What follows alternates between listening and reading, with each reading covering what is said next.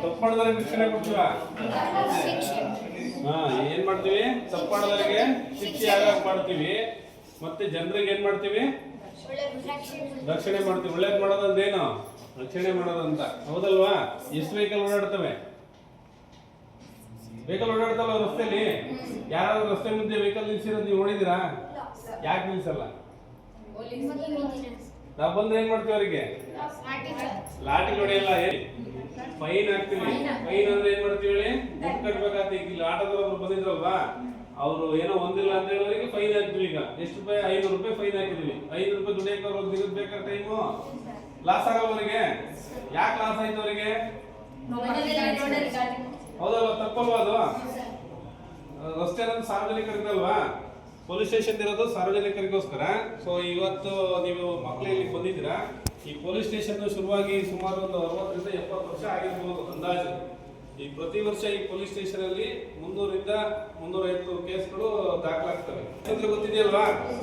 ಗಲಾಟೆ ಮಾಡಿರೋದು, ಹೊಡೆದಾಡಿರೋದು, ಬೇರೊಂದು ಕಾರಣಗಳಿಗೆ ಕೆಲವರು ಮದ್ಯಪಾನ ಮಾಡ್ತಿರೋರು, ಕೆಲವರು ಮದ್ಯ ಮಾರಾಟ ಮಾಡ್ತಿರೋರು, ಆ ತರ ಎಲ್ಲ ಕೇಸ್ಗಳು ಸೇರಿ ಸರಾಸರಿ 300-350 ಕೇಸ್ಗಳನ್ನ ಮಾಡ್ತೀವಿ. ಈ ಪೊಲೀಸ್ ಸ್ಟೇಷನ್ ಎಷ್ಟು ಜನ ಕೆಲಸ ಮಾಡ್ತಾರೆ ಗೊತ್ತಿದೆಯಾ? ಇಲ್ಲ. ನಿಮ್ ಸ್ಕೂಲಲ್ಲಿ ಎಷ್ಟು ಜನ ಕೆಲಸ ಮಾಡ್ತಿದ್ದಾರೆ? 2 ಜನ.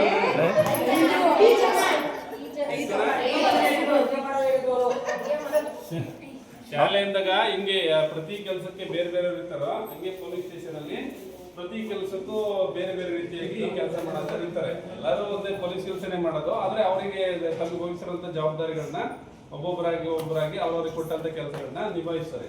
ಈಗ ಮೊದಲಿಗೆ ನೀವು ಎಂಟ್ರೆನ್ಸಿಗೆ ಬಂದಾಗ ಈ ಕಡೆ ಇರೋದು ಇನ್ಸ್ಪೆಕ್ಟರ್ ರೂಮ್. ಈ ಕಡೆ ಕಾಣ್ತಿದ್ಯಾ? ಅಲ್ಲಿ CCTV ಕಾಲ್ಸಿಯರ್ ಕಾಣ್ತಿದ್ವಿ ನೋಡಿ. ಈ ಕಡೆ ಇರೋದು ಇನ್ಸ್ಪೆಕ್ಟರ್ ರೂಮ್, ಇಲ್ಲೊಬ್ರು ಇನ್ಸ್ಪೆಕ್ಟರ್ ಇದ್ದಾರೆ. ಆ ಕಡೆ ಬರೋದು ಸಬ್ ಇನ್ಸ್ಪೆಕ್ಟರ್ ರೂಮ್.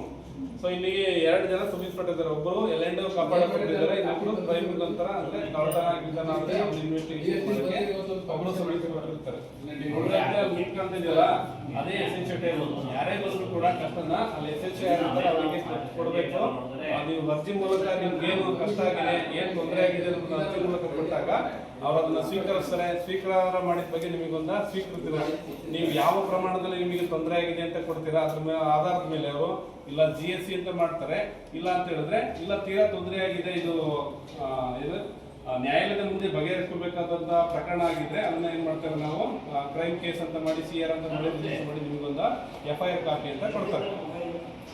ಗೊತ್ತಾಯ್ತಾ? 2 ತರ ಕೊಡ್ತೀವಿ. ಒಂದು ಇಲ್ಲೇ ಬಗೆಹರಿಸೋದಂತದ್ದು ಒಂದು, ಇನ್ನೊಂದು ಈ ಪ್ರಕರಣ ಕೋರ್ಟಲ್ಲೇ ತೀರ್ಮಾನ ಆಗಬೇಕು, ವಿಚಾರಣೆ ಅಲ್ಲೇ ನಡೀಬೇಕು, ಅಲ್ಲೇ ಅವ್ರಿಗೆ ನ್ಯಾಯ ಸಿಗಬೇಕು ಅನ್ನೋದನ್ನ ನಾವು ಕೇಸ್ನ ದಾಖಲು ಮಾಡಿ ಅದ್ರ ಬಗ್ಗೆ ನಿಮಗೆ FIR ನ ಕೊಡ್ತೀವಿ. ಅದ್ರ ನಂತರ ಇಲ್ಲಿ ಚಾರ್ಜ್ ಶೀಟ್ ಅಂತ ಅಂತಿಮ ವರದಿ ಅಂತ ಸಲ್ಲಿಸ್ತಾರೆ. ಅಂದ್ರೆ ಸಾಕ್ಷಿದಾರಗಳು ಏನೇನಾಗಿತ್ತು ಅನ್ನೋದ್ರ ಬಗ್ಗೆ ಕೊಡ್ತಾರೆ.